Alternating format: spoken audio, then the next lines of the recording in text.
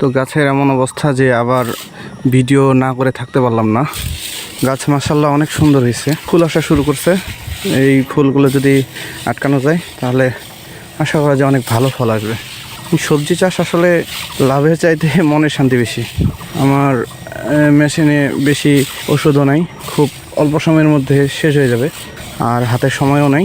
আরেক মেশিন হবে, কিন্তু ওইটা আর এখন স্প্রে করা সম্ভব না। ওটা দেখা যাক বিকালের দিকে স্প্রে করব। এখন আপনার বাজে 7:20 সামথিং।